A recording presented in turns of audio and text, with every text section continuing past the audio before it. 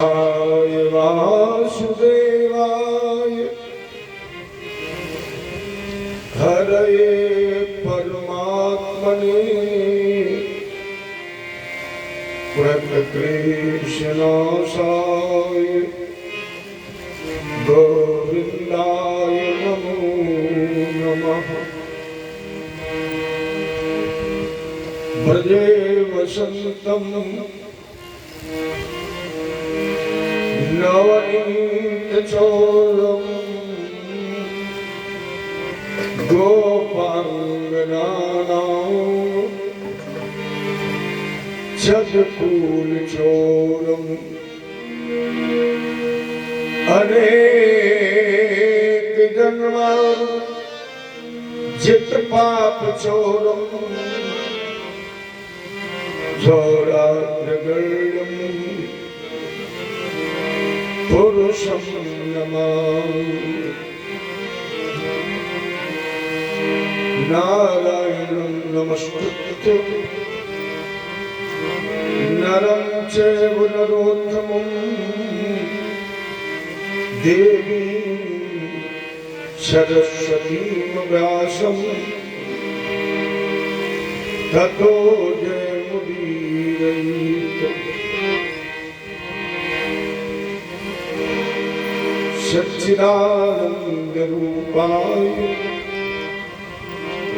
ऋषभपत्यादिहेतवे तापत्रे विनाशाय श्रीकृष्णाय नमः। लोमीढदीर्घवपुषे धरिदम्बराय गुञ्जावदंश परिच्छलसन्मुखाय वन्यस्रजे कमल वेत्रविशालवेणु लक्ष्मश्रिये मृदुपदे पशुपङ्कजाय योऽन्तः प्रविश्य मम वाचमिमं पशुनां संजीव शक्तिधरा स्वधाम्ना अन्यास्त्रहस्तचरण श्रवणत्वगादीन् प्राणानमो भगवते पुरुषाय तुभ्यं। गिर को उठाय व्रज गोपों को बचाई हूँ अग्नि से उबारे पांडु बालक मधारी के रात्रो गज घंटा तले बालक विहंगम को रात्रो व्रत नेम धर्म पांडो किनारी को।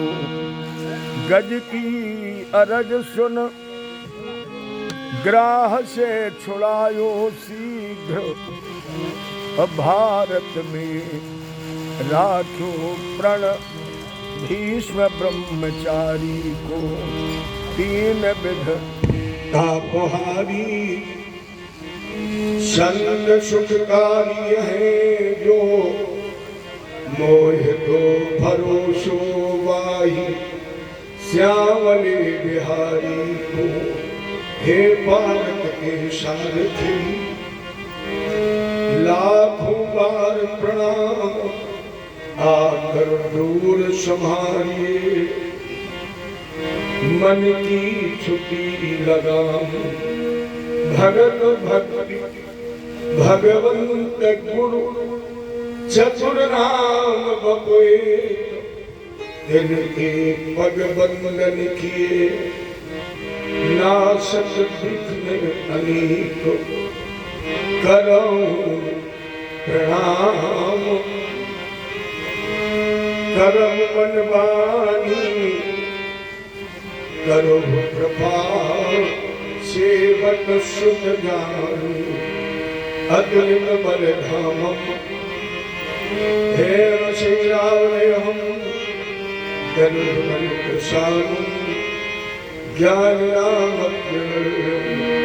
शकल गुण निधानो वानराणां भीषम रघुपत प्रिय भक्तम वाग्जातं नमामि वाग्जातं नमामि। जय भगवान की जय, कृष्ण भगवान की जय हो, राजा रामचंद्र की जय हो, उमापति महादेव की जय हो, आदि मैया की जय हो, भागवत भगवान की जय हो, गुरुवरंजलि की जय हो, जय श्री राधे, जय जय श्री राधे, जय जय श्री राधे।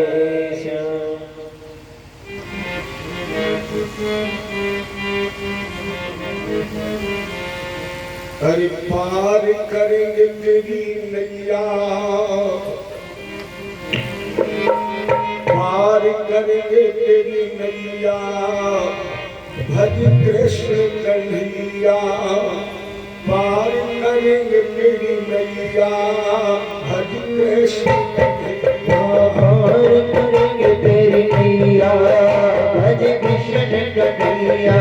पार करेंगे तेरी नैया, भज कृष्ण कन्हैया। पार करेंगे तेरी नैया, भज कृष्ण कन्हैया। कृष्ण कन्हैया बोलो ताऊ जी के भैया, कृष्ण कन्हैया बोलो ताऊ जी के भैया,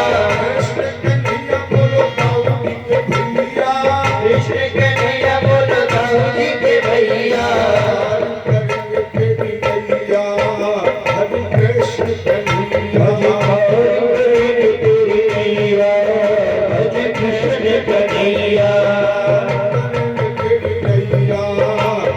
कृष्ण कन्हैया। पार करेंगे तेरी नैया, भज कृष्ण कन्हैया। जय हो,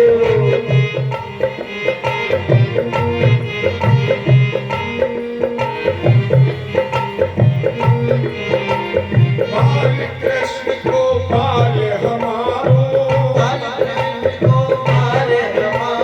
ब्रजवासिन को प्राण प्यारो, ब्रजवासिनी को प्राण प्यारो। महल को छैया, भज कृष्ण कन्हैया। महल को छैया, भज कृष्ण कन्हैया। महल को छैया, भज कृष्ण कन्हैया। महल को छैया, भज कृष्ण कन्हैया।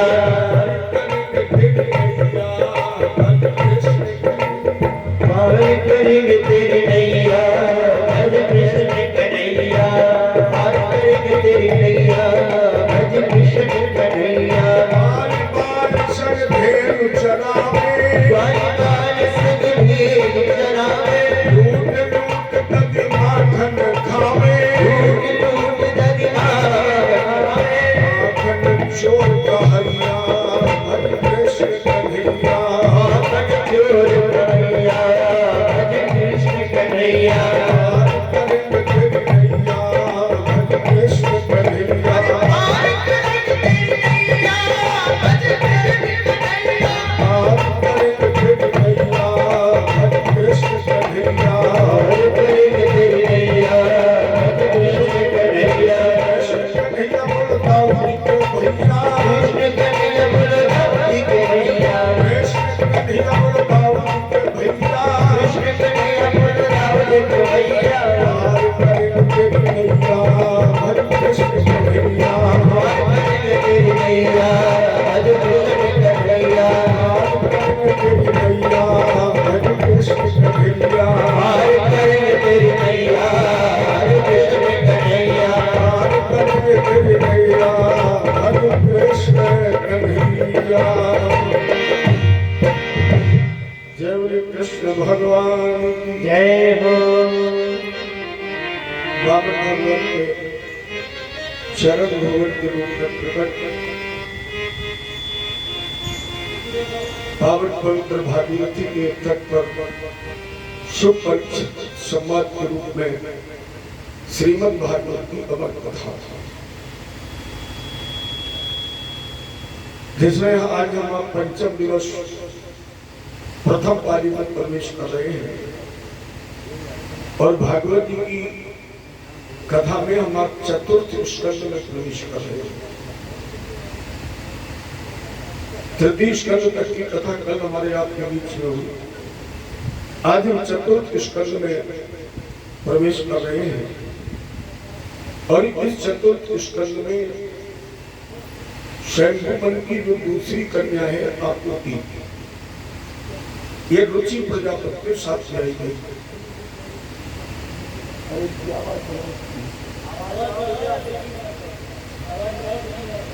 रुचि प्रजापति के साथ जिनका विवाह हुआ,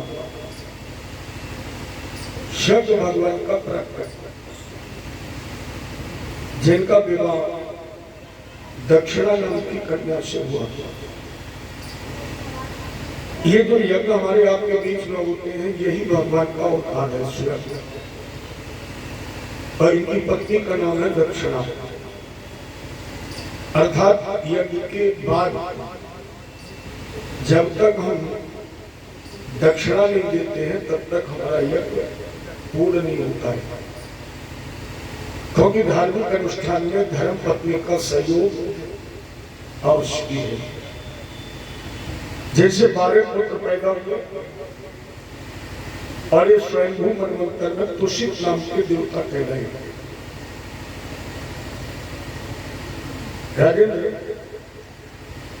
इधर कंदम की कन्याओं का मैंने कल वर्णन किया था। जैसे कला नाम की कन्या मरीच की साथ आई गई थी, दूसरी कन्या अनुसुईया अत्रि जी के साथ में आई गई, और अजर से अत्रि और अनुसुईया वो है जिनका ब्रह्मा विष्णु और महेश तीनों 6-6 महीने के बच्चे बनकर खेले। राजा परीक्षित ने प्रश्न किया, अत्रि गृहे सुर श्रेष्ठा स्तुत्पत्यन्त हेतवा। अत्रि के गृह में एक जन्म देने वाला ब्रह्मा, पालन करने वाला विष्णु और संहार करने वाले भोलेनाथ के तीनों देवता बने, बच्चे बनकर आए। सुखदेव जी ने कहा, अत्रि पत्नी अनुसुईया क्रियते सुशासुतान तत्र दुर्वाससं सोमं आत्मसा प्रग्रेशं भवान। अत्रि ने जब अनुसुईया जी के साथ विवाह किया तो अनुसुईया जी ने प्रथम श्रेणी के पतिव्रत धर्म का पालन किया है, और प्रथम श्रेणी के पतिव्रत धर्म का निर्वहन जिसके लिए मानस में प्रमाणित किया, एक धर्म एक व्रत में मां और काय वचन मन पति पद प्रेमा। मन वाणी करने से अपने पति की सेवा। उस समय अत्रि जी ने काम प्रसन्न पर मांगा तो अनुसुईया जी ने कहा कि मेरे 3 पुत्र पैदा हुए और बिल्कुल त्रिदेवों के समान। पति की सेवा से अनुसुईया ने भगवान को 3 रूपों में प्राप्त किया। ये भागवत की मूल कथा है। मूल कथा में इतना ही वर्णन है। और कौन पुत्र बने? पतिव्रत धर्म से जन्म पालन और संहार करता। तो शंकर जी के जो अंश से पुत्र पैदा हुआ ये दुर्वासा जी है। भगवान विष्णु के अंश से जो पुत्र पैदा हुआ ये दत्तात्रेय जी है, और ब्रह्मा जी के अंश से अनुसुईया और अत्रि को जो पुत्र मिला है ये चंद्रमा है। एक बने अनुसुईया और अत्रि जी के यहाँ जिनके लिए लिखा है कौन है जब दिए बिन पद चले सुने बिन काना बिन कर कर्म करे विधराना ये वही है। लेकिन भारत की नारी में पतिव्रत धर्म की ताकत को देखिए, जिनके लिखा गया जन्म के सहस्त्र लक्ष्य वर्ष ध्यान धरे और त्याग करे माया भर भावन प्रतीति चरणों के दर्श पावे और सुखावे गात बीत जात जीवन अनेक नियति के तीन है बालक तीन देवियां अपनी बनी और मन में गए विचार के याचना यति की देख के चरित्र अत्र के अक्षुधार और कहते हैं बार बार धन्य महिमा सती की धन्य महिमा सती की धन्य सती की महिमा। इसने भगवान को भी पुत्र रूप में प्राप्त किया है। यानी स्वयं की दूसरी पुत्री का मैंने वर्णन किया अनुसुईया चरित्र, लेकिन स्वयं को तो 3 कन्याएं थी ना। तीसरी कन्या का नाम था प्रसूति। प्रसूति नाम की कन्या दक्ष प्रजापति के साथ रही गई। प्रसूति मानवी दक्ष हृदयात्मजा तस्यां संसर्ग दुहित्र खोडशो मललोचना। प्रसूति का विवाह दक्ष जी के साथ हुआ, जिनसे 16 कन्या पैदा हुई। इन 16 कन्याओं में से 13 कन्याओं का विवाह धर्म के साथ हुआ। 14वीं कन्या का विवाह सदा, जिनका नाम था वो पिता के साथ रही गई। 15वीं कन्या का नाम था स्वाहा, जिनका विवाह अग्नि भगवान के साथ हुआ और इनसे 3 पुत्र पैदा हुए, पावक, पवमान और शुचि। इन 3 पुत्रों से 15 पुत्र पैदा हुए। परिणाम स्वरूप कन्या हुई 49। 16वीं कन्या का नाम था सती और इस सती नाम की कन्या शिव के साथ रही गई।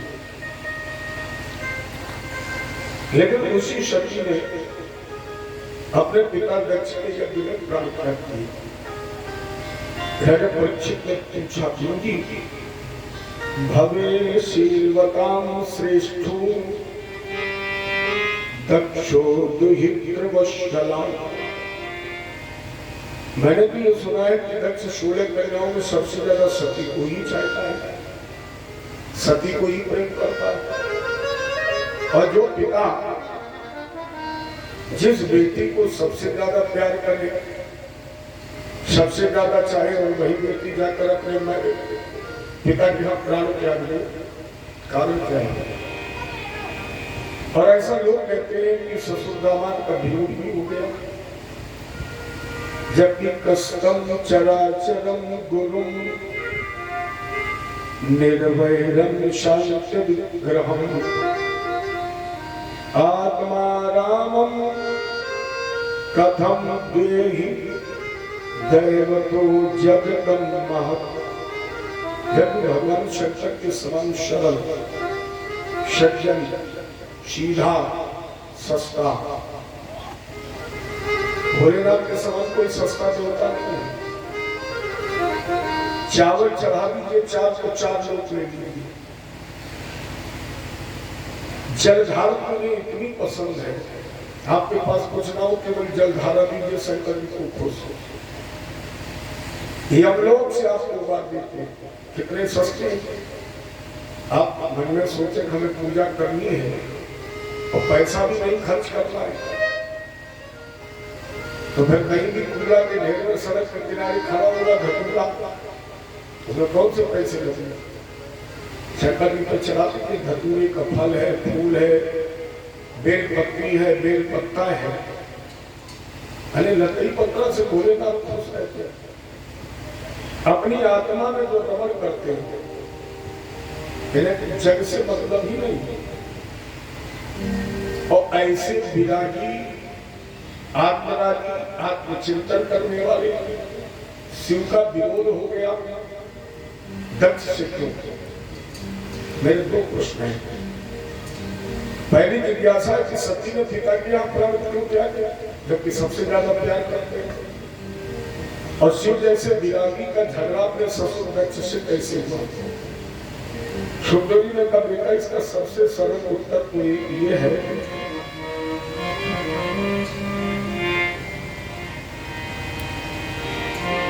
ओ अश जन्मा है जग माही, ओ अश जन्मा है जग माही, ओ अश जन्मा है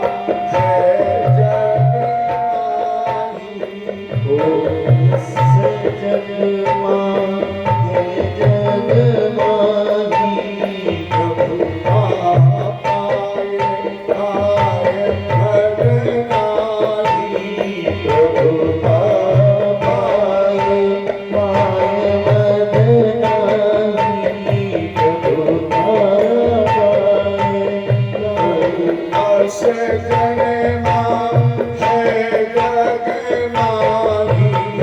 ओ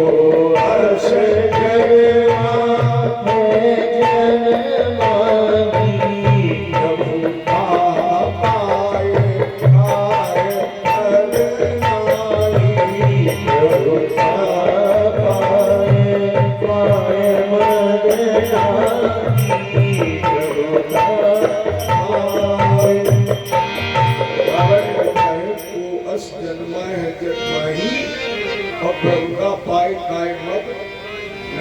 संसार में ऐसा कोई पैदा ही नहीं हुआ जैसे प्रभुता मिले वही प्राप्त है।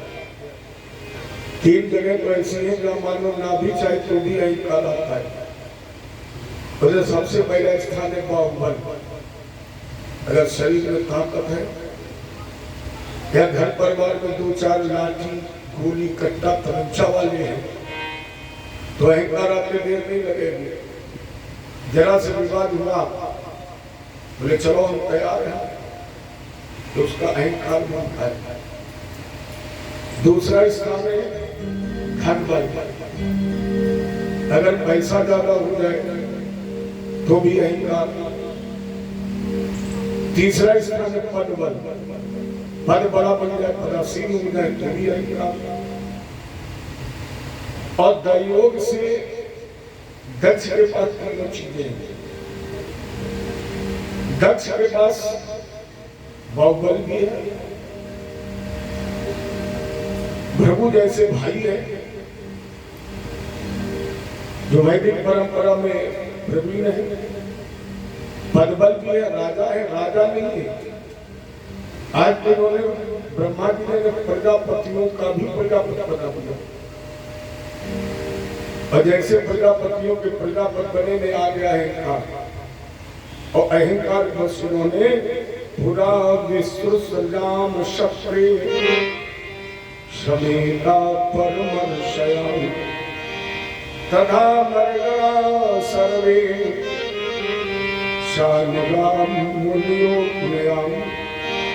इन्होंने प्रयाग में एक सम्मेलन किया, सभा।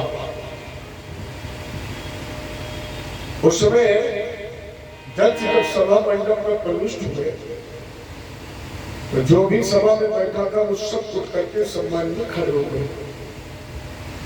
दक्ष ने सबका अभिवादन स्वीकार किया, चारों तरफ देखा, एक जगह जाकर इनकी निगाह रुक गई क्योंकि तीन देवता एक लाइन में बैठे थे, खड़े हुए हिलना डुलना भी नहीं हुआ। दक्ष को चूक अभिमान था, ये पहले आसन पर देखा ब्रह्मा जी बैठे। दक्ष ने कहा नहीं खड़े हुए कोई बात नहीं, ये हमारे पिता है और इन्होंने ही मुझे प्रजापतियों का प्रजापति भी बनाया। दूसरी कुर्सी की तरफ देखा तो भगवान विष्णु थे। दक्ष ने कहा इधर नहीं खड़े हुए, हमारे पिता के भी पिता हैं, माने हमारे बाबा हैं।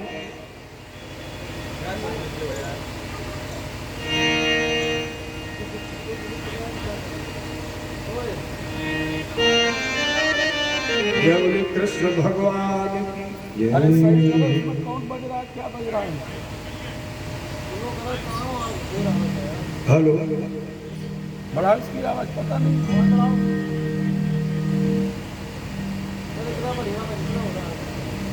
हेलो ये 2-3 लड़के तुम वहाँ क्यों बैठा ले हो?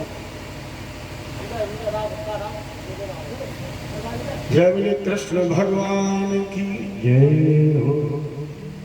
आई प्रशंसा। दूसरे आसन पर भगवान विष्णु हैं। ये नहीं खड़े हुए, कोई बात नहीं, ये तो हमारे बाबा हैं। और तीसरे आसन पर बैठे थे भोलेनाथ। दक्ष ने कहा ये क्यों नहीं खड़े हुए, ये तो मेरा दामाद है। और दामाद बेटे के समान होता है और ससुर पिता तुल्य होता है। इसका ये दायित्व बनता था कि उठ करके मेरा सम्मान करता, लेकिन ये अभिमानी है, क्योंकि मेरे ना चाहते हुए भी मेरी बेटी सती ने इसे पति वरण कर दिया है।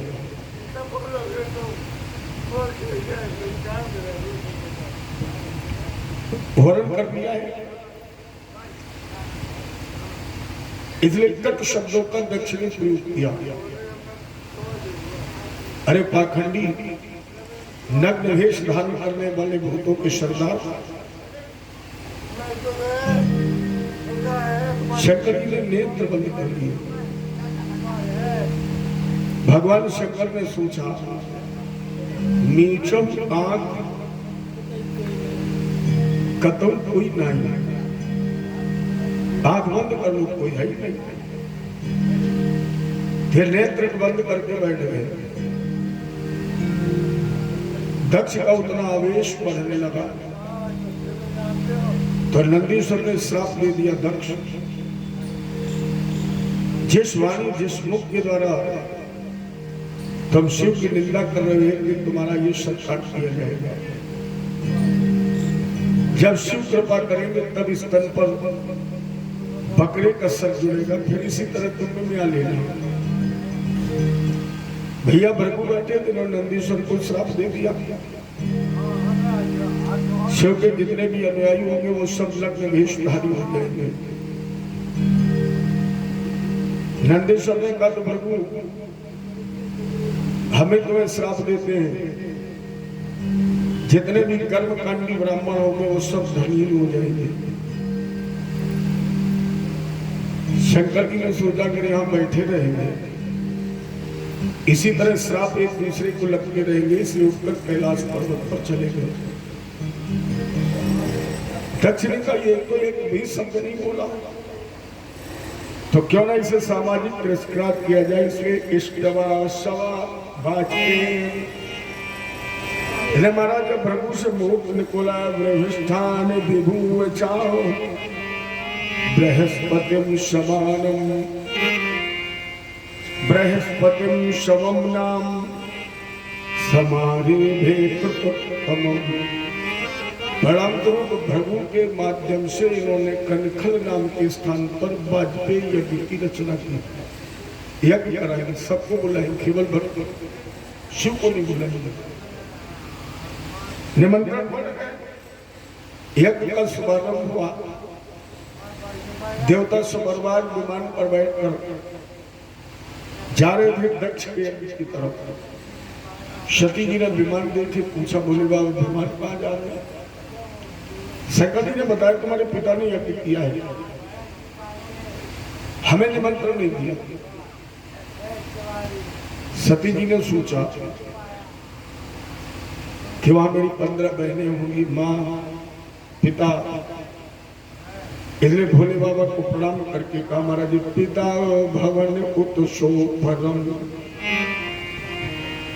जो प्रभु आयश हो तो मैं जाऊं कृपायतन सादर देखन सोई। अगर आपकी आज्ञा हो, भगवान शंकर ने कहा कि माता पिता गुरु और मित्र के घर में बिना बुलाए चला जाए, लेकिन कब? जब विरोध न हो। और अगर इन स्थानों पर विरोध हो जाए तो फिर भूल करके भी नहीं जाना चाहिए। तदपि विरोध मान जहाँ कोई तहाँ गए कल्याण न हुई। अच्छा मान लीजिए साधारण स्थिति में माता पिता के घर चले जाइए, कोई दोष नहीं, लेकिन विरोध हो और आप बगैर बुलाए चले जाए और माता पिता भरी हुई समाज में पुत्र का बहिष्कार कर दे, अपमान कर दे, त्याग कर दे, तो फिर उसे जीने का अधिकार है। गुरु अपने शिष्य का त्याग कर दे, मित्र मित्र को भरी समाज में धिक्कार दे, ये ऐसे स्थान पर विरोध के बाद बगैर बुलाए नहीं जाना चाहिए। लेकिन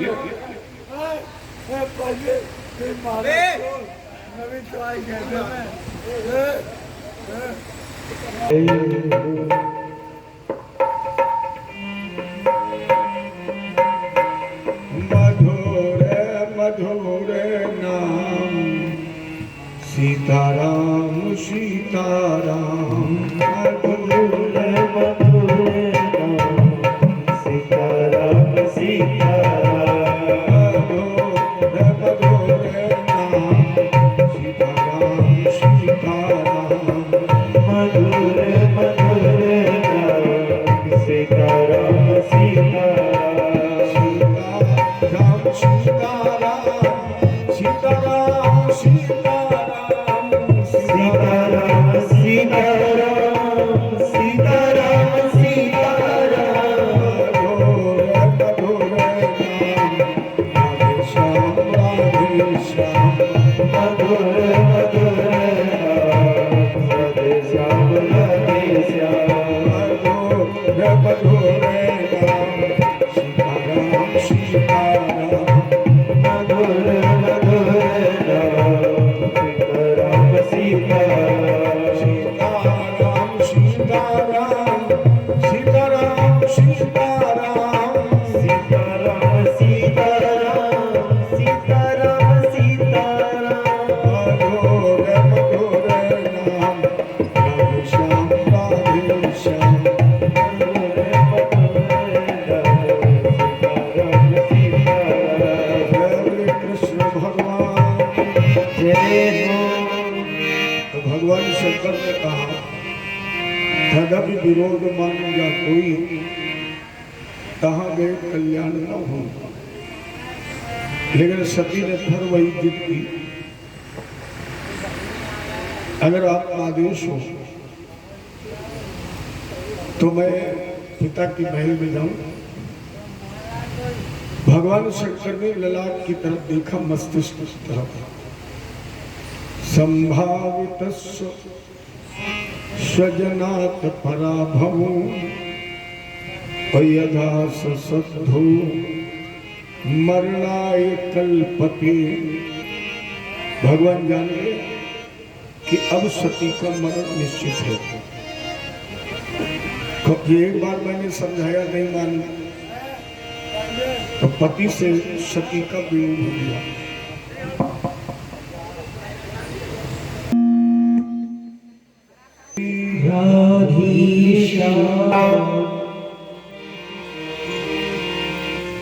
गोविंद मेरो है गोपाल मेरो है, गोविंद मेरो है गोपाल मेरो है, गोविंद मेरो है गोपाल मेरो है, गोविंद मेरो है गोपाल मेरो है।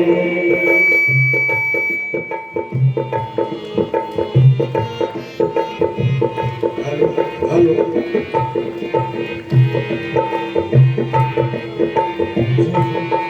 श्री बाके बिहारी नंदलाल मेरो है, श्री बाके बिहारी नंदलाल मेरो है, गोविंद मेरो है, गोपाल मेरो है, गोविंद मेरो है, गोपाल मेरो है। जय शंकर भगवान जय हो। तो शंकर जी ने कहा हम किसी से कम नहीं है। ये शिव समाज जब देखन लागे और बिडर चले सब वाहन भागे, जिस गली मोहल्ला गांव शहर कस्बा में घुस गए, स्त्री पुरुष युवा वृद्ध बच्चों की बात छोड़िए, गाय बैल भैंसा भी खूंटा पे बनाना रहे, गांव के गांव खाली साफ। और जैसे गांव खाली हो गए, शंकर जी के चेला बोले गुरु जी शादी कैंसिल, अब नहीं होगी। शंकर जी ने कहा क्या हुआ? चेला बोले गुरु जी जब कोई दूल्हा बनता है तो दुनिया के लोग दूल्हा देखते हैं, जो माँ पाल कर बड़ा करती है, बेटा दूल्हा बनता है तो उसे भी गौर से देखती है। और तुम कैसे दूल्हा सरकार की, तुम्हें तो गाय बैल भैंसों नहीं देख रहे, इसलिए शादी कैंसिल। शंकर जी ने कहा कैंसिल, हटाओ, सूचना भिजवा दो, राजा हिमाचल के बारात वापस। लेकिन एक बात, जब हम कह रहे थे हम नहीं करेंगे, तब तुम एप्लीकेशन लेकर ब्रह्मा जी के पास गए, भगवान राम के पास गए, और अब जब कार्रवाई शुरू हो गई तब शादी कैंसिल क्यों? चेला बोले गुरु जी हमें ये पता थोड़ी था कि तुम जब दूल्हा बनोगे तो तुम्हारा इतना अपमान होगा। अगर हमें ये पता होता कि तुम्हारे दूल्हा बनने पर अपमान होगा तो हम कतई नहीं कहते कि तुम शादी करो। शंकर जी ने कहा मेरा अपमान? हमारा तुम्हें देख करके ये रास्ते सब खाली हो गए। शंकर जी बोले पागल मत बनो, ये मेरा अपमान नहीं है, सम्मान है। कैसे? बोले देखो अपने भारत का राष्ट्रपति प्रधानमंत्री सांसद विधायक आता है तो डीएम एसडीएम लगते हैं, फोर्स लगता है, बैरिकेडिंग होती, रास्ता साफ कराई जाती है। लेकिन अपने राष्ट्रपति को देखो, एक होमगार्ड का सिपाही नहीं, कोई बैरिकेडिंग नहीं, रास्ता बिल्कुल साफ है। ये सम्मान है कि अपमान है? चेला बोले गुरु जी ये तो सम्मान है। शंकर जी बोले तो चलो चलिए। शंकर जी ने सोची चलो धूरा में नाव चल गई, आगे बढ़े, रास्ता तय हुआ। आज भी अपने यहाँ परंपरा है, अब तो बहुत बदल गया है, नहीं तो आज 20 साल पहले जब बारात आती थी तो गांव के जितने उद्दंड बच्चे थे वो सब बारात देखने की तैयारी करते थे। और उनकी तैयारी का एक कारण था, बाराती की निगाह चूक जाए, 2 मुठा भूरा मट्टी फेंक दे। अरे हमने तो ये देखा कि बारातियों को नाश्ते ही नहीं मिल पाता था। गांव के लड़के बारात में लेके गए, स्कूल के पीछे बैठ गए, पहले आपस में खा लो, बाराती बचे तो मिले और नहीं तो।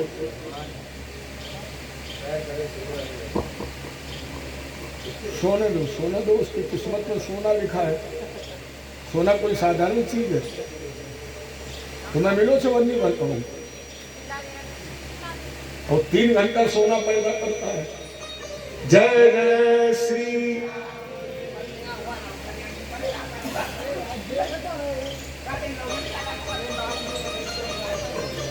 कोई दिक्कत नहीं, उसको कोई ठौर नहीं, हमें कोई और नहीं। आइए, कुछ लोग ऐसे होते हैं जैसे वो होता है ना कमल का फूल, तो 24 घंटे पानी में डुबाए रहो, निकलता के जब बात कुछ होती है, अगर एक को बूंद ठहर जाए, ऐसे लोग होते हैं। अजब है रचना उसकी। तो बच्चे बारात देखते थे और फिर बारात देखती थी माताएं। थी शब्द का प्रयोग किया, देखती थी, अब नहीं देखती। क्यों? अब तो माता जी खुद ही बाराती बनी, घूम रही, बाराती ने देखे कि बारात में देखे। तो बच्चे भी सोच रहे कि आज बारात आ रही, हिमाचल नगर में बारात का स्वागत करें। और शंकर जी ने सोची अगर एक भी बारात में धूरा पड़ गई तो सब बना बनाया खेल। शंकर जी ने कहा बच्चों चिंता मत लो, हम भी तुमसे कम कुदमी नहीं है, और अगर हम पीछे के मुंह न खड़े होते तो तुम रहे तुम्हारे बापों ही नहीं होती, और नहीं अगर मान रहे तो हम तुम्हें दिखा रहे। शंकर जी ने एक बाराती बुलाया, का इधर आओ। और शंकर जी ने जिस बाराती को बुलाया उसका केवल पेट ही पेट था, न हाथ न पैर और न सर, केवल पेट। कहा गुरु के आदेश। शंकर जी बोले दिखाओ गांव के लड़कों के कला। तो 2-3 बार फुलपाल की तरह ऊपर नीचे उछला कूदा और एक बार लगाई जंप, तो लड़कों के बीच में गिरवा। बताओ धूरा फिर भी घोष रहा हूं, बीच में गिरा तो एक ऊपर एक 90 किलोमीटर प्रति घंटा। आगे वाले बच्चे पीछे वाले से कहा देखो आप तो नहीं करो। पीछे वाले की अच्छा हम देखें हमें के लठे आ रही। देखो आप लोग हंस रहे हैं, अच्छी बात है, हंसना चाहिए, भगवान की कथा है, आनंद होना चाहिए। लेकिन आप लोग केवल एक बात बताइए, आप लोग अभी और दोपहर बढ़ेगी, जेठ का महीना हो, तपती दोपहर हो, भयंकर लपट चल रही हो, आपके आगे पीछे कोई ना हो और आप किसी हाईवे से जा रहे हो इटावा की तरफ, जैन इंटर कॉलेज क्रॉस करे और उधर से कटा हुआ पैर दौड़ता हुआ आए और तुम्हारी मोटरसाइकिल पर बैठ जाइए, दांत निकलेंगे। हमारी समझ में मोटरसाइकिल अलग और ड्राइवर अलग, वही स्थिति यहाँ है। बच्चे भाग रहे, घर में पहुंचे, दरवाजा बंद, कुंडी ताला। अम्मा ने पूछा लल्ला बारात कैसी? लल्ला बोले अम्मा सवेरे जिंदा बनी रहे तो देख लियो। देखो मैं नहीं कह रहा हूं, मानुष कह रही हूं। गए भवन पूछे पित माता और कहानी बचन भय कंपित, गाता पैरों पर खड़े नहीं हो पा रहे। जैसे पीपल का पत्ता हवा न चलने पर भी स्थिर नहीं रहता है, पीपल का पत्ता 24 घंटे हिलता है, उसी तरह हिल रहे, कोई जिंदा नहीं बचे। खिड़की दरवाजे, यहाँ तक कि दरवाजे की सांसें तक बंद। राजा हिमाचल के जनवासी में शंकर जी बारात ले गए। थोड़ी देर बाद राजा हिमाचल ने संदेश भेजा, शंकर जी ने कहा चलो तो द्वार चार हो गए, लेकिन बैठे वैसे पीछे को मुंह किए। तो बुजुर्ग माताओं को चैन नहीं पड़ी, दरवाजे की सांस से धीरे से झांक के देखा, बोले बिटिया की तो भाग टूट गई, तो अकेले तपस्या कर रो रही है, पछता रही। और शंकर की मन ही मन पसंद। बारात द्वारे पर पहुंची, यथोचित आसन पर है। शंकर जी दरवाजे पर वही पीछे को मुंह किए बैल की पूंछ पकड़े बैठे। मैना ने पंचमुखी आरती सजाई, सोने के लोटे में जल, और शंकर जी कैसे नग्न अमंगल भेष, बिल्कुल नग्न है। क्यों नग्न क्यों हो गए? तो बाघंबर पहन के गए। जिस समय इन्होंने बाघंबर पहना वो थोड़ा ढीला था। अच्छा पैंट ढीला होता तो लोग क्या करते हैं, बेल्ट बांध लेते हैं। अब शंकर जी के पास चमड़ा वाली बेल्ट तो थी नहीं, वही एक लंबा वाला काला नाग, वही अपना बाघंबर में फंसा के लपेट दिया। लेकिन मैना जब शंकर जी की आरती करने आई, भगवान विष्णु ने सोचा कि इसमें भोलेनाथ का सम्मान सांस के द्वारा हुआ है, चलो मैं इसका दीदार कर लूं। तो भगवान विष्णु ने आसन छोड़ा, गरुड़ की पीठ पर बैठे, और जैसे शंकर जी के सामने, और सर्प ने गरुड़ को देखा। गरुड़ और सर्प की दुश्मनी है। शंकर जी आरती के चक्कर में थे और उस सर्प ने गरुड़ से बचाए प्राण, तो बेल्ट गई खत्म। अब नाग जब चला गया तो बाघम्बर था धीला से नग्न अमंगल। भगवान शंकर बिल्कुल मैना ने आरती घुमानी चाहिए। काले नाग ने कहा महाराज जी आरती नहीं होने देंगे, मैना आरती नहीं होगी। क्यों?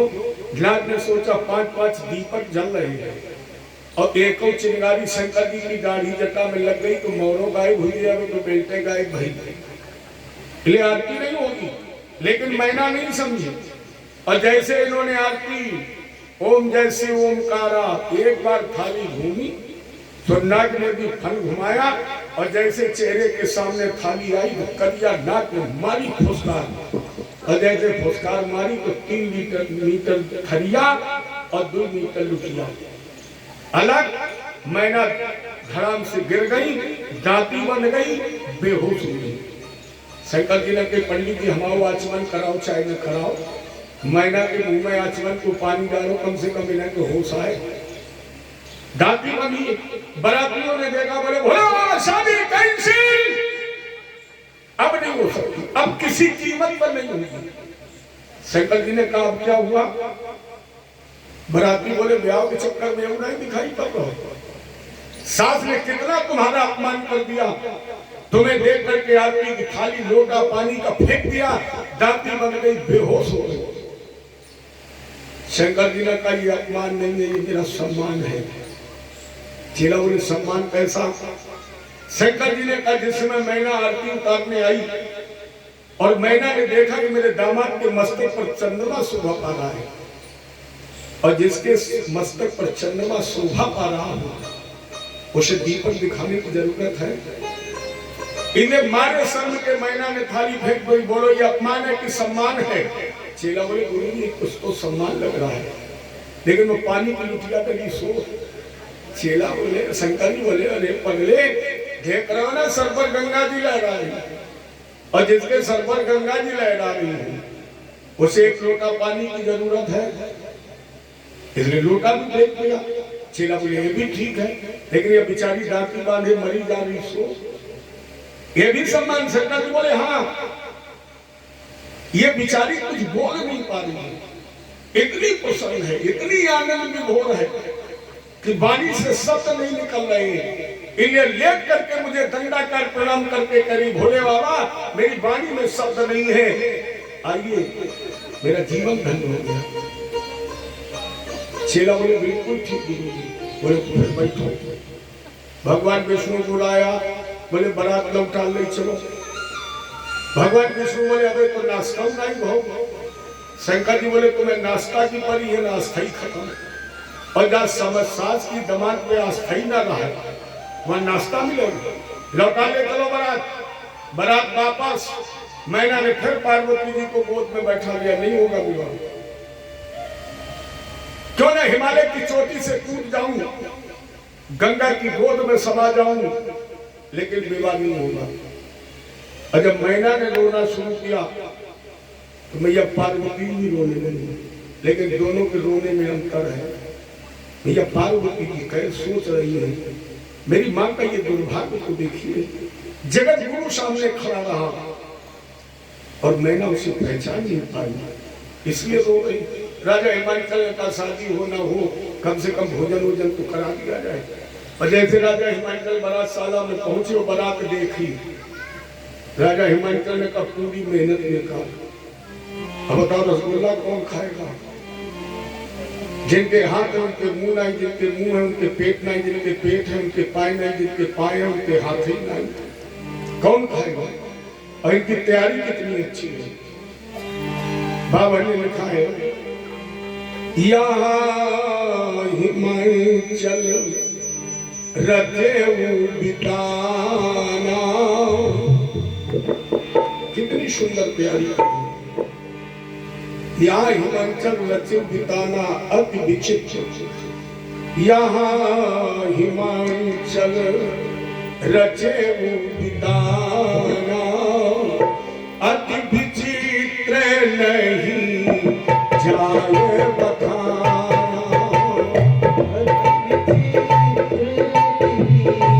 जाए बखाना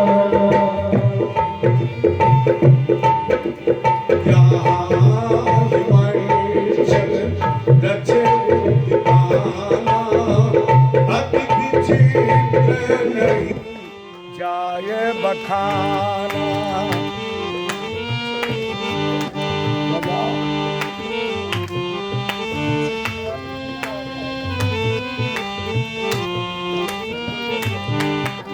जहाँ हिमाचल रचे उद्याना, अति विचित्र नहीं जाए बखाना।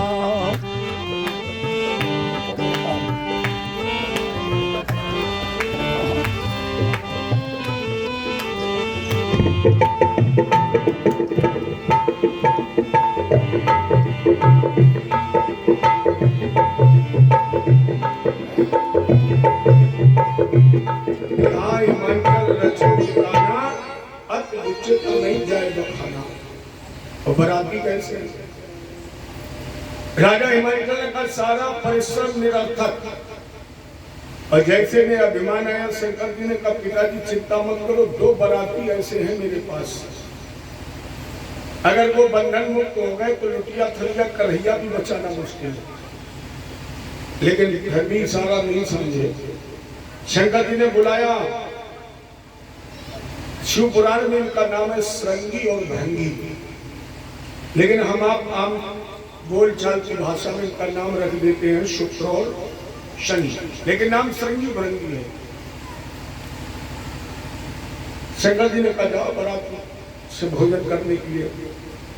राजा हिमाचल ने समता जी से कहा ले जाओ खिलाओ।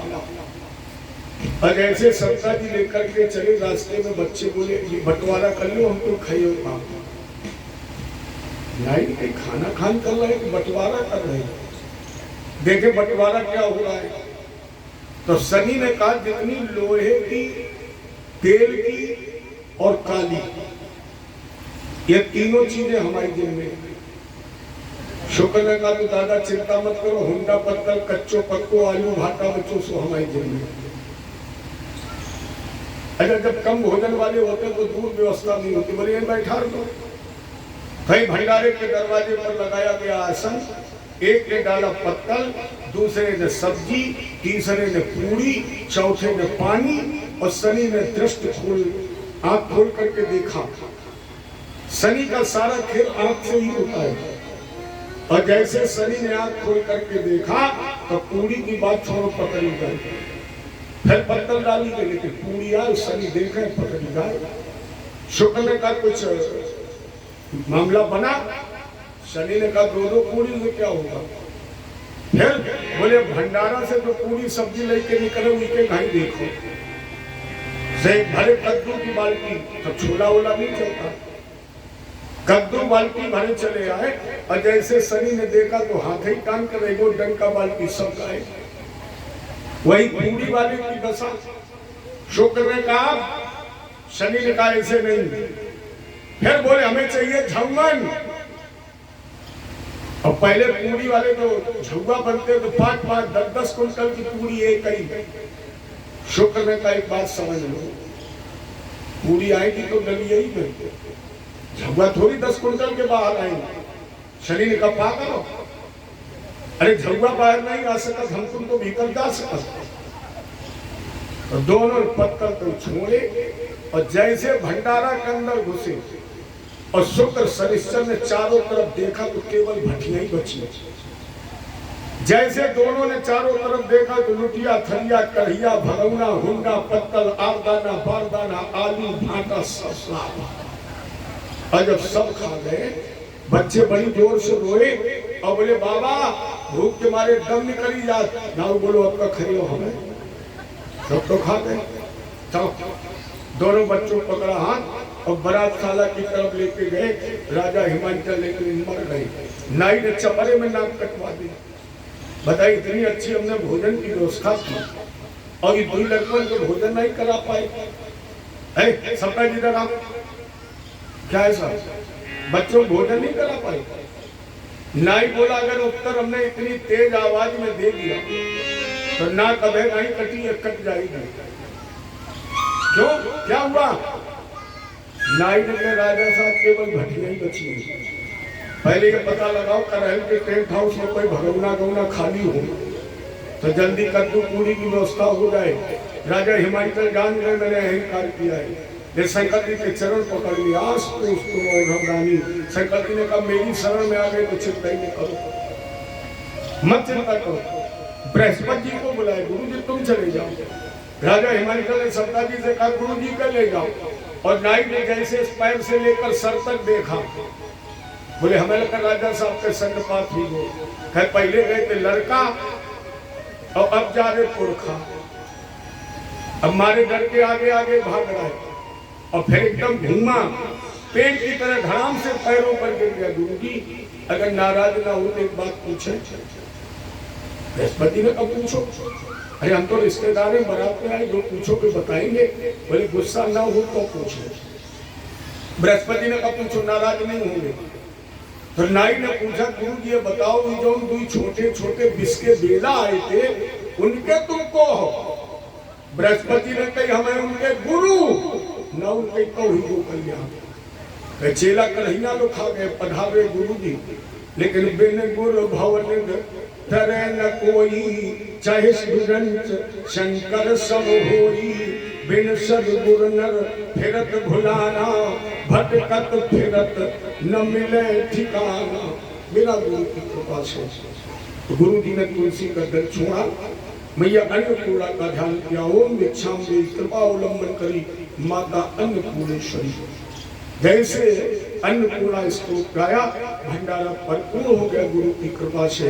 राजा हिमाचल ने सारे बरातियों को भोजन कराया, यथोचित सम्मान दिया। तब ब्रह्मा जी ने नारद जी से कहा बेटा जाओ। कहा?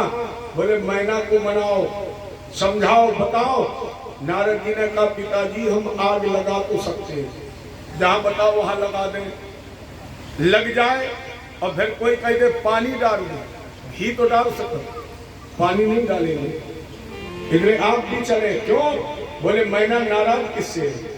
ये देख रहे हो सबसे ज्यादा किससे नाराज? नारद कर मैं कहा बिगाड़ा, नारद कर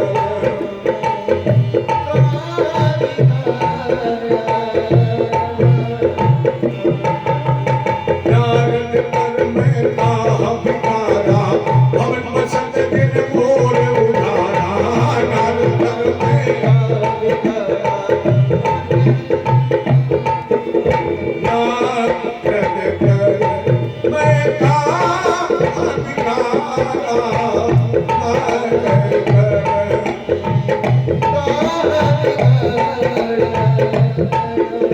क्या मैंने बिगाड़ा उस नारद का? जिसने बना बनाया घर उजाड़ दिया, हमें तो ज्यादा नाराज हमें भी भेज रहे। आप भी चलिए। प्रणाम स्वरूप ब्रह्मा और देवर्षि नारद मैना जी के पास पहुंचाए और पहुंचने के बाद मैना को सारा वृत्तांत बताया। जननी प्रथम दक्ष ग्रह जाई, नाम सती सुंदर तन पाई। ये जब सारा वृत्तांत बताया तब मैना ने मैया पार्वती के विवाह की मौन स्वीकृति प्रदान की।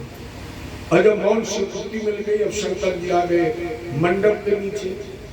जब मंडप के नीचे आए तो आचार्य लोग उस समय 704 बोलते हैं, जिनमें 2-3 पीढ़ी कम से कम नाम लिए जाते हैं। तो पंडित जी ने कहा कि आपके बाबा का नाम? शंकर जी ने कहा विष्णु। पिता का नाम? ब्रह्मा। अब बोले पर बाबा का नाम? शंकर जी ने कहा महाराज जी प्रश्न गलत है। क्यों? बोले हमारे पर बाबा कोई है ही नहीं। तो फिर पर बाबा में किसका नाम बोल दे? शंकर जी बोले हमें बोल दे, हमारी सबके पर बाबा है। अच्छा, कन्यादान तक की जितनी भी रस्में होती हैं वो लड़का और लड़की दोनों पक्ष के लोग भागीदार बनते हैं। और कन्यादान हो गया, लड़की वाले का काम खत्म। फिर लड़की वाले को न नेक देना है, न निछावर देनी है, न पूजन का कुछ नहीं, केवल कन्यादान तक। तो यहाँ तक तो राजा हिमाचल भी साथ में रहे। कन्यादान हो गया, राजा हिमाचल का काम खत्म। जैसे भावरों का नंबर आया तो नाव ने बढ़ाया हाथ तो शंकर जी के पाए में रंग, एक पैर में लगा, बैठ गई। शंकर जी ने कहा क्या हुआ? बोले नेक। दूसरे पैर में कभी लगे कि नेक। शंकर जी ने कहा हमें लगा कि गाँव सवारी थोड़ा पाती है। पहले बच्चों ने ऊधम काटा, फिर मैना दाती बांध गई, खाने में भी गड़बड़ हुआ, और अब जब सारी व्यवस्था कभी ने चाहिए ली, बगैर नेक नहीं होगा। बोले ना। शंकर जी ने कहा खड़ी होगा, सीधी ज्यादा थी, खड़ी हो गई। शंकर जी ने कहा हाथ आगे करो, हाथ कर दिया, लाइए महाराज। शंकर जी ने कहा देखा देखा, इसने तुम्हारी हर बात मान ली, क्या दे? शंकर जी ने कहा अच्छा एक काम और करो, आंखें बंद कर लो। सोचने आंखें बंद कर ली। शंकर जी ने ऐसे हाथ किया और सोचे लाओ एक कुंडल दे दे, एक कुंडल अभय दे दे, और एक जब सवेरे भौरी को हिसाब हुए तब दे दिए, तो दोनों कुंडल मिल जाएंगे और हमारा काम हो जाएगा। तो शंकर जी ने एक कुंडल उतारा और नाउन के हाथ में रखा। अब बोले मीठा बंद करो ना सरक जाए। अच्छा सर्फ होता ठंडा, तो जैसे उसने ठंडा देखा तो एकदम हाथ झटका और वो उदासी बंद गई। शंकर जी ने कहा पंडित जी गणानान तो बाद में करो, पहले इसका पानी पियाओ। होश में आई, पंखा उनका लोगों ने झला, होश में आई। शंकर जी बोले तुम बहुत गड़बड़ कर रही, तो एक काम करो रंग लगाओ बाद में। फिर बोले पहले के खत्तों नेक लेंगे, सवेरों वालों भुगतान करने। ना उन्हें कही एक में तो आंखी टंग गई, और अगर थोक में तो बिल्कुल ही काम ही खत्म। इसलिए हमने फुटकरो छोड़ो, मंगवैया पंडितों जी अपने 20 आना। पंडित जी ने पोथी पत्रा पीछे सरका, बोले भौरी गुरु बिल्कुल फ्री है, आदमी जवानी चाहिए। प्रणाम स्वरूप सप्तपदी, सप्तपदी में शिव और मैया पार्वती जी का विवाह संपादित हुआ। तब जन्मों खंडन तुम्हारा तारों का सब समझ जी मारा। यहीं से हमारी आपकी चर्चा शुरू हुई। एवं दाक्षायणी हित्वा सती पूर्व कलेवरम जगे हिम्मता क्षेत्रे मैंने ये जो चरित्र सुना था वो तुम्हें सुनाया। अर्थात राजेंद्र स्वयंभू मन में जो 3 कन्याएं थी, देवहूति, आकृति और प्रसूति, इन तीनों का हमने तुम्हें वृत्तांत श्रवण कराया। लेकिन हमने तुम्हें ये भी बताया था 2 पुत्र थे, प्रीवृतप्राणपादौ शतरूपा पते सुतौ। 2 पुत्र थे, प्रीव्रत और उत्तानपाद। प्रीव्रत नारद के उपदेश से विरक्त हो गए। जब प्रीव्रत नारद के उपदेश से विरक्त हो गए तो उत्तानपाद राजा बने। जाए उत्तानपादस्य सुनीति सुरच किसकयो। उत्तानपाद के 2 विवाह हुए। बड़ी पत्नी का नाम था सुनीति और छोटी का नाम था सुनीति। देखो जब व्यक्ति के 2 विवाह होते हैं तो कहीं ना कहीं उस व्यक्ति का विशेष स्नेह, विशेष प्रेम छोटी पत्नी से होता है। दूसरी बात, जब कोई युवा लड़की अपने से अधिक उम्र के पुरुष को अपना पति बनाती है, पति वरण करती है, तो उसका एकमात्र उद्देश्य होता है कि मेरे पति की जितनी भी संपत्ति है उस पर अधिकार मेरे बच्चे का हो। ये 2 कारण होते हैं और वही सुनीत ने सिद्ध भी किया है। अगर दूसरा विवाह उत्तानपाद ने किस परिस्थिति में किया है इसका उल्लेख भागवत जी में नहीं है। हम लोग समय मिलते हैं तो इधर उधर की सब कथाएं सुनाते हैं, लेकिन एक ही श्लोक में दोनों का नाम है। जाए उत्तानपादस्य सुनीति सुरच स्तयु सुरचि प्रेषुर हेतुरायत सुतो हुआ। उत्तानपाद के 2 पत्नियों थी, सुनीति और सुरुचि। यह तो सुतो ध्रुवा, सुनीति से जो पुत्र पैदा हुआ था इसका नाम रखा गया था ध्रुव, और सुरुच से जो पुत्र पैदा हुआ इसका नाम रखा गया था उत्तम। उत्तम पाद का विशेष इसने शुरू से था, छोटी थी। एक बार जब ध्रुव 5 वर्ष का हुआ तो अपने पिता के राजमहल में पहुंच गया। जैसे उत्तम पाद ने देखा और दौड़ करके ध्रुव को गोद में उठा लिया और इनका गोद में बैठाना हुआ। उसी समय उत्तम रोने लगा। रोने की आवाज सूरज के कान में पड़ी। दौड़ करके आगे देखा, मेरे पति की गोद में तो 100 का बेटा बैठा है। देखो, मरने से सब डरते हैं, सबको मृत्यु का भय है, लेकिन माताओं के लिए उससे भी बड़ी एक बीमारी है मौत बुरी लेकिन अच्छी। सब डरते हैं। मैंने चर्चा की, मरने का कीड़ा भी नहीं मरना चाहता। क्यों प्रेम है, ये भी हमने आपको उदाहरण से समझाया। लेकिन माताओं के उससे भी एक बुरी बलाई है मौत बुरी लेकिन अच्छी। एक ही बार तो आती है, आती है।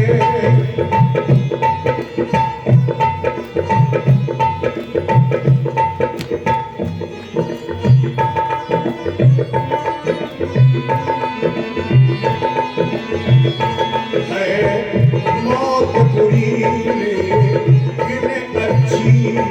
एक ही बार तो आती है, आती है। मौत से 100 तरह बुरी है। मौत से 100 तरह बुरी। झांकी दिन रात जलाती है, जलाती है।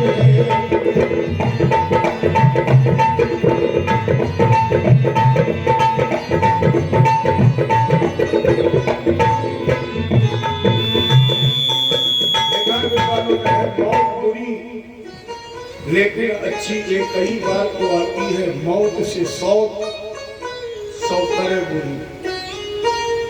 आप लोग अन्यथा मत लेना। पहले अपने आगे जात थी तेली। ये उस समय की कहावत है, जब बैल की आंख में पट्टी वट्टी बांध कर तेल निकाला जाता था। उस समय लोग कहते थे कि आप घर से निकले, तेली मिल जाए, रास्ता खराब। अगर 100 तेली घर में घुस जाए तो एक तेली से रास्ता खराब। अब उन्हीं लोगों ने घर में 100 तेली, तब क्या खराब होगा? जिंदगी खराब, शौकिया जा। तो सूरज ने देखा मेरी शौक का बेटा। अरे ध्रुव, तेरे भाग्य में पिता की गोद में बैठना नहीं लिखा है। गर्भे तुम साध्यात्मानम यदीक्षसिंद्रपाशनम। अगर तुम्हें राजा बनना है, अगर तुम्हें पिता की गोद चाहिए, तो बैठन को नृप गोद जो। अरे ध्रुव, लिखा होत तो कर्म, तो सुनीत के गर्भ से काहे बोले तो जन्म। अरे ध्रुव, अगर तेरे भाग्य में पिता की गोद में ही बैठने लिखा होता तो तू अभागित सुनीत के कोख से जन्म नहीं लेता। अभी कोई बिगड़ा नहीं है। अगर तुम्हें पिता का प्यार चाहिए, पिता की गोद चाहिए, राज का अधिकार चाहिए, तो त्याग लीजिए शरीर, मर जाओ और मर के पूरा मेरी गोद से जन्म ले लो। अगर मेरी कोख से तुम जन्म ले लोगे तो तुम्हें माँ की गोद भी मिलेगी, पिता का प्यार और ये राज भी मिल जाएगा। तो अस कही बाहा पकर ध्रुव केरी। सूरज ने ध्रुव की पकड़ी बाह और कहा ध्रुव, अस कही बाहा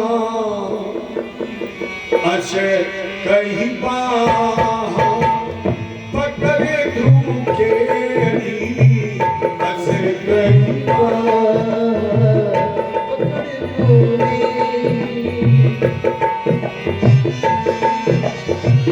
अस कहीं बाह पकड़ धूकेरी मंदिर बाहर दीन धनेरी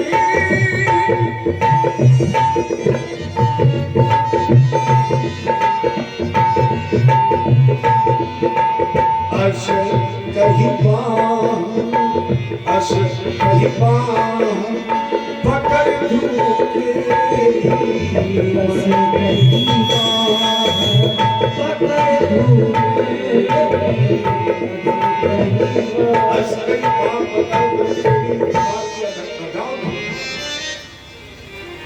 अब ध्रुव ऐसे जा रहा है राजू जैसे काला नाग किसी से चोट खाकर भी भागता है।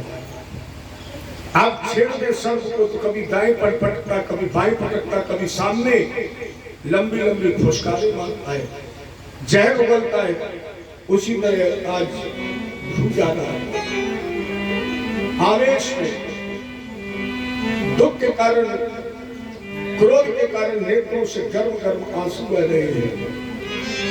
जिन आंसुओं की वजह से ध्रुव की आंखें लाल हो गई हैं, बदन तप रहा है। मां को शपथ्या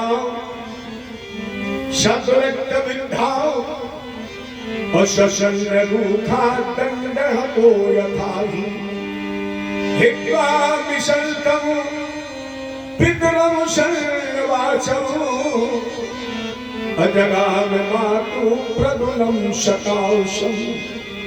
अपने मां की तरफ जा रहा है, लाल लाल आंखें हो गई हैं। और जैसे सुनीत ने देखा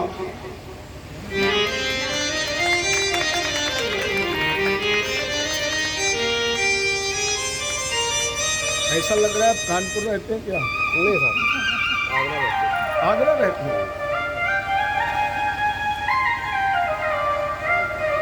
जय बोले कृष्ण भगवान की। तो ध्रुव अपने मां के दर्शन के लिए जा रहा था। जैसे मां ने देखा ध्रुव को धूल धूसरी दौड़ करके गोद में उठाना चाहा। ध्रुव ने कहा मां हम गोद में तो आएंगे, लेकिन बताइए क्या मेरे पिता उत्तान पाद नहीं है? और अगर है तो फिर पिता की गोद में बैठने का अधिकार क्यों नहीं? मां ने मुझे अपमानित क्यों किया है? और ये क्यों कहा कि तू पिता की गोद में बैठने का अधिकार नहीं है?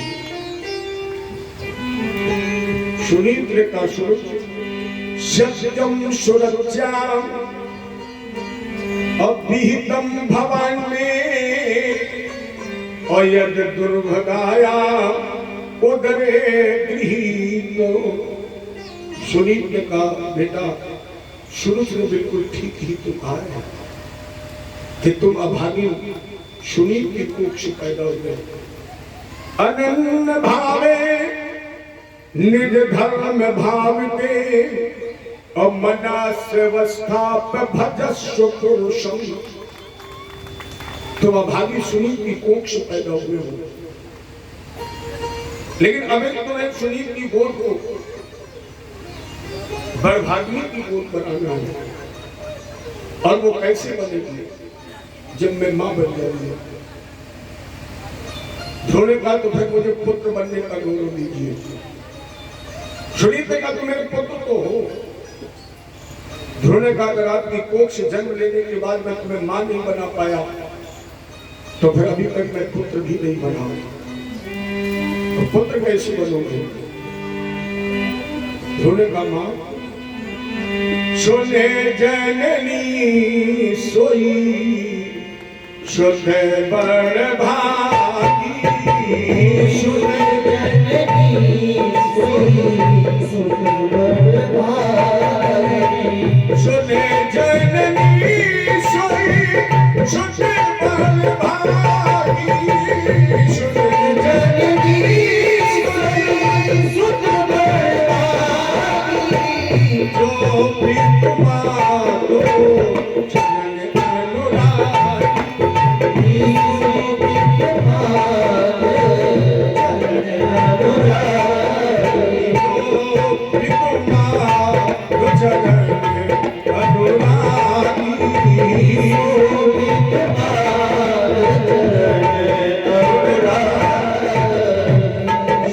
जननी सुन सुंदर भागी और जो पितुमातु चरण अनुरागी आपने आदेश दिया मन स्वयं वस्ताय भजस्व पुरुषम आपने कहा कि इस परम पुरुष का भजन करो तो मां मुझे आशीर्वाद दो। ध्रुव ने प्रणाम किया और भगवत दर्शन के लिए मधुबन की तरफ चल पड़ा। ब्रह्मावन मधुर से चलते हुए मंथा के जंगलों में पहुंचा। अगर आप लोग कभी इटावा से कानपुर जाएंगे तो आपको एक स्टेशन मिलेगा मैथा। मैथा का पहले नाम मंथा ही था और यहाँ जंगल थे। इन्हीं जंगलों में ध्रुव भटक रहा था। उसे तो पता भी नहीं था परमात्मा क्या है, कैसे मिलता, उसके रास्ते मिलने का विधान क्या है। उसी समय नारद जी आ गए। इससे निश्चित होता है कि गुरु ढूंढने का विषय नहीं है, गुरु करने का विषय नहीं है। आप अपने लक्ष्य पर कदम रखें, गुरु तो तुम्हें स्वयं ढूंढ रहा है। गुरु स्वयं ढूंढ रहा है कि शिष्य मुझे मिले और वही हुआ। उन्होंने कदम आगे बढ़ाए और नारद जैसा गुरु नाधनादमानम थे सम्मानम बाप पुत्र लक्ष्यामः कुमारस्य शक्तस्य क्रीडनादिषु। नारद जी ने आगे बढ़कर पूछा बेटा कहाँ जा रहे हो? ध्रुव ने प्रणाम किया। मैं जा रहा हूं भगवान से मिलने। देखो बच्चे कितने निश्चल निष्कपट होते हैं, पता ही नहीं क्या कि वो सत्ता क्या है जिससे मिलने जा रहे हैं। नारद जी ने पूछा कहाँ जा रहे हो? भगवान से मिलने। नारद जी ने कहा वो साधारण है, मिलेगा वो ऐसे। अरे बेटा कोटि जन्म तो करे भगवान से मिलने जा रहे हैं। मुनियतन कराही और अंत नाम कहीं आवत नाम। करोड़ों जन्मों का नित्याभ्यासी अंत में राम नहीं कह पाता है, और जो राम कह लेता वो लौट करके नहीं आता। तुम मेरे मुझसे मिलने जा रहे हैं। ये जंगल देख रहे हो, अभी तुम्हारी उम्र खेलने की ना धुना लक्ष्यामा कुमारस्य। अभी तो लक्षण तुम्हारे खेलने खाने के हैं, ले ध्रुव लौट जाओ। जंगलों में हिंसक जानवर सिंह व्याघ्र भेड़िया। ध्रुव ने कहा बाबा जाको राखे साइया मार सके ना कोई, बाल न बाका कर सके चाहे सब जग बैरी। कौन से मार सकता है? और फिर मुझे मिलना है परमात्मा से। मन में है संकल्प यही जिसका कोई विकल्प नहीं। क्या है संकल्प बेटा? ध्रुव ने कहा मैं ढूंढूं रघुवीर और जो नहीं दर्शन होंगे तो तज दें शरीर। बाबा अगर दर्शन नहीं होगा तो हम गोविंद के लोक में प्राण त्याग देंगे, लेकिन लौट करके नहीं जाएंगे। इसलिए उपाय से परम पद। गुरु जी आपके पास कोई तो मार्ग होगा, आपके पास कोई तो रास्ता होगा, मुझे भी बता दीजिए। जय उपाय से परम पद मोह सहज मिल जाए। अहे विरंच नंदन हमें दीजो सोई बताए। हे ब्रह्मपुत्र देवर्ष नारद मुझे वो रास्ता दीजिए जैसे मुझे परमात्मा तत्व की प्राप्ति हो। नारद जी ने कहा तो फिर बेटा गाओ मेरे साथ। ओम नमो भगवते वासुदेवाय। ओम नमो भगवते वासुदेवाय। ओम नमो भगवते वासुदेवाय। ओम नमो भगवते वासुदेवाय। वासुदेवाय नंद नंदनाय। वासुदेवाय नंद नंदनाय। वासुदेवाय नंद नंदनाय। वासुदेवाय नंद नंदनाय। ओम नमो भगवते वासुदेवाय। ओम नमो भगवते वासुदेवाय। मंत्र का जाप करो, यमुना जी में स्नान करो, मधुबन में समाधिस्थ होकर इस वासुदेव भगवान के मंत्र का जाप करो। और वो जब मिलेगा तो होगा कैसा? भगवान के दिव्यतम साकार स्वरूप का वर्णन कर दिया। नमा पंकज नाभाए नमा पंकज मालिनी, जिसका एक एक अंग कमल की पंखुड़ी की तरह कोमल होगा, इसका वर्ण होगा मेघ की तरह श्याम। और नारद जी ने जो मूर्ति बताई वो ढूंढे अपने मन मंदिर में बंद कर दिए। देखो, परमात्मा को बाह्य जगत में ढूंढने के बजाय अंतर जगत में ढूंढिए, क्योंकि वो बाहर कहीं है ही नहीं, कहीं नहीं है। अगर है तो कबीर जी ने कहा तेरे घट राम तू काहे भटकत रहे, कैसे बस रहा है? जैसे हर मृग की नाभ, जो कस्तूरी वाले मृग होते ना, मृग की नाभ में कस्तूरी है, और जब मृग को कस्तूरी की महक मिलती है, सुगंध मिलती है, तो कस्तूरी ढूंढने के भागता है, लेकिन क्या उसे मिलती है? सुख रुकता है, फिर सुगंध मिली, फिर भागता है। उसी तरह मानो यहाँ परमात्मा को ढूंढने के लिए भाग रहा है, और कहाँ भाग रहा है? तेरे अंदर ही है। ये ढूंढना है तो अपने मन पटल में उसे ढूंढिए, अपने अंदर झांक करके देखिए। तो ढूंढे वही मूर्ति भगवान की अपने मन मंदिर में बनाई। यहाँ पर एक संत ने लिखा है भगवान कहाँ है। कुछ लोग कहते हैं वो बैकुंठ में है, कुछ कहते हैं क्षीर सागर में है, कुछ कहते हैं सतलोक में है, लेकिन एक वृंदावन के साधक ने कहा यहाँ सब में ढूंढते रहो, भगवान यहाँ कहीं नहीं है। फिर कहाँ है? उसने अपना भाव दिया और उसने कहा कि छल छोड़ के जो भजता छलिया भी उसे ही भजा करता है, वो उन नैनों में रहा करता जिन नैनों से नीर बहा करता है। जिस दिन कथा सुनते सुनते आंसू आ जाए, जिस दिन रामायण पढ़ते पढ़ते आपके आंसू छलक जाए, जिस दिन भगवत चिंतन करते करते आपके आंसू छलक जाए, आप रोने लगे, फिर आपको भगवान को ढूंढने की आवश्यकता नहीं है। इसके मतलब तुम्हारे नेत्रों के अंदर वो रहता भी तो है।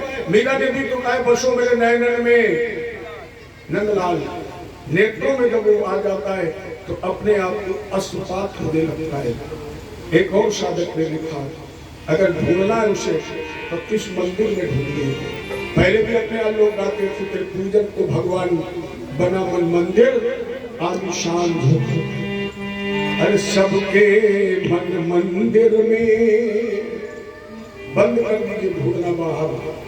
हम तो ये कह सकते हैं, ये कहते हैं कि जब तक प्यारे मन मंदिर नहीं बनेगा, नोट कर लीजिए ये बात, जब तक मन मंदिर नहीं बनेगा तुझे इन पत्थरों के मंदिरों में भगवान नहीं मिलेगा।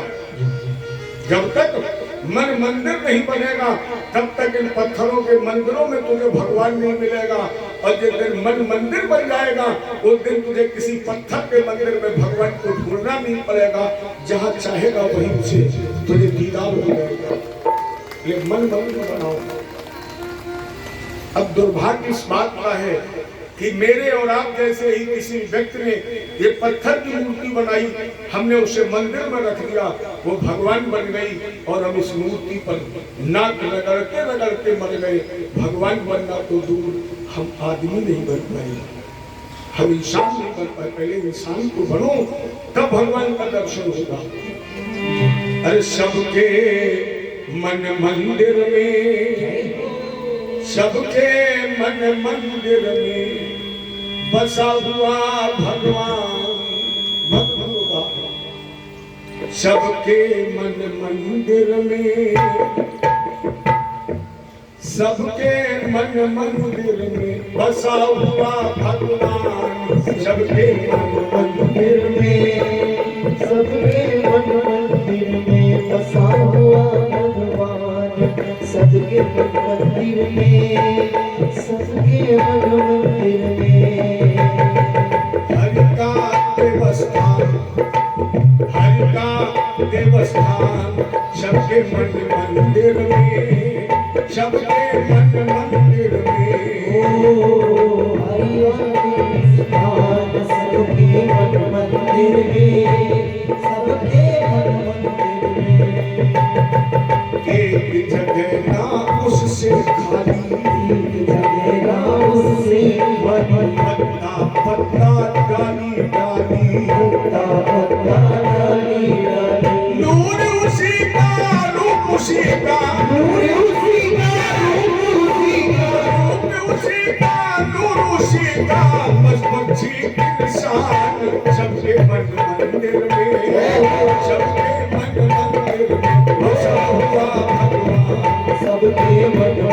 मंदिर में सबके मन मंदिर में ओ बसा हुआ भगवान सबके मन मंदिर में सबके मन मंदिर में हरि का देवस्थान, हरि का देवस्थान सबके मन मंदिर में,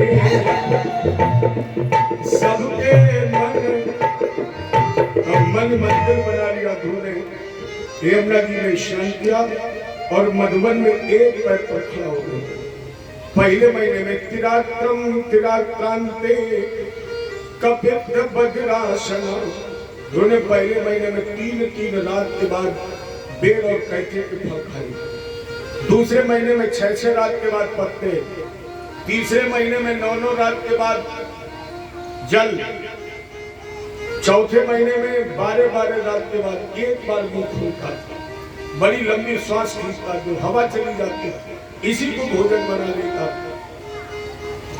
और 5वें महीने में इसने हवा का भी भोजन करना बंद कर दिया, घटाष्ट चक्र का भेदन किया, प्राण अपान उदान व्यान समान इन 5 प्राणवायुओं को द्वदल चक्र में स्थापित कर दिया। ये द्वदल चक्र हमारी दोनों भंगों के मध्य नासिका के ऊपर, जहां पर हम आप त्रिकुंड तिलक लगाते हैं, यही आज्ञा चक्र कुछ लोग कहते हैं, इससे द्वदल चक्र भी। इसी में ध्रुव ने अपने प्राण वायु को समाधिस्थ कर दिया, ध्रुव की श्वास बंद हो गई। अगर ध्रुव की श्वास बंद हुई तो चराचर जगत की श्वासें बंद हो गई, क्योंकि महाप्रलय में बचे न कोई और तब उन नाश भक्त कर हुई। भक्त को अजन्मा नित्य शुद्ध है, इसलिए भगवान सामने प्रकट हो गए। उत्तिष्ठो उत्तिष्ठो, देखो अब भगवान सामने खड़े हैं। ध्रुव कुछ कहना चाहता है लेकिन वाणी से शब्द नहीं निकल रहे। भगवान ने अपना शंख ध्रुव के कपोलों पर स्पर्श कराया, वैसे ध्रुव की वाणी से शब्द निकले और ध्रुव ने बहुत सुंदर स्तुति की है भगवान।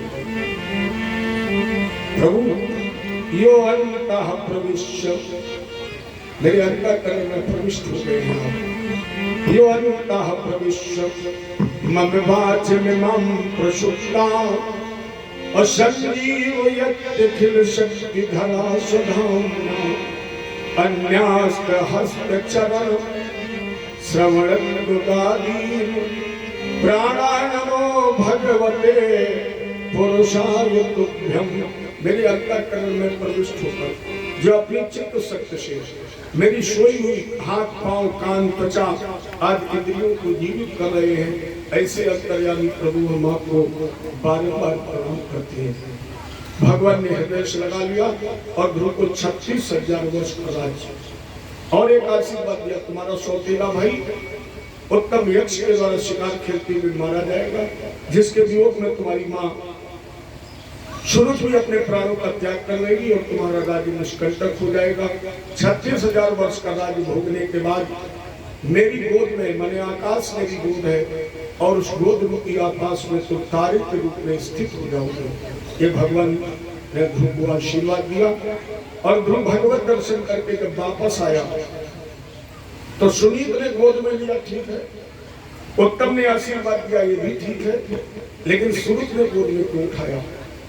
ये सुरुत ने कहा था कि तेरे भाग में पिता की गोद में बैठना नहीं लिखा, उस सुरुत ने गोद में क्यों उठाया? इसका बिल्कुल एक सरल उत्तर है, जहाँ पर कृपा राम के होई ता पर कृपा करे। जिस पर राम जी की कृपा होती है उस पर तो सभी की कृपा होती है।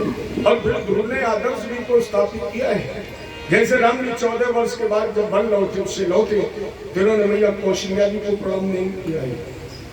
प्रभु जाना कैकेयी न जानी और तासु प्रथम गए भवानी। भगवान राम ने सबसे पहले प्रणाम किसे किया है? कैकेयी को। उसी तरह ध्रुव ने भी प्रणाम किया है सबसे पहले मैया सूरज को। क्यों? कहा अगर गुरु रूपी सूरज ने मुझे अपमानित न किया होता तो शायद हमने भगवान को प्राप्त न कर पाया होता। ये इस कथा से संदेश निकला। इस ध्रुव चरित्र के आगे का जो प्रसंग है वो आप लोग रात्रिकालीन बेला में श्रवण करेंगे और अनिवार्य रूप से कथा को गति मिलेगी, क्योंकि अब समय रह गया बहुत कम। इसलिए रात्रिकालीन बेला में प्रहलाद चरित्र की कथा आप लोग सुनेंगे। कल कृष्ण जन्मोत्सव तक कथा होगी।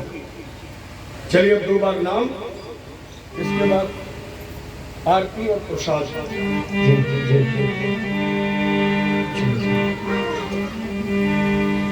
राधे का नाम अनमोल बोलो, राधे राधे राधे का नाम अनमोल बोलो, राधे राधे राधे का नाम अनमोल बोलो, राधे राधे राधे का नाम अनमोल बोलो, राधे राधे ब्रह्मा भी बोले राधे, विष्णु भी बोले राधे, ब्रह्मा भी बोले राधे, विष्णु भी बोले राधे।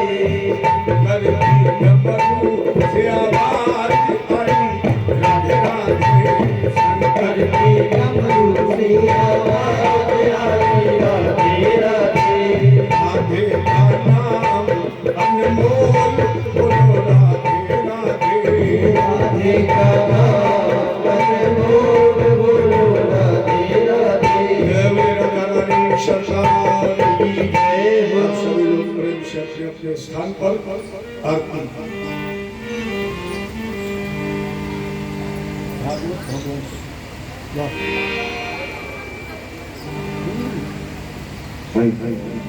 हरि ओम चंद्रमा मनसो जजसो सूर्यो जायत सोत्राद्वाय सप्राण से मुख गिर जायत।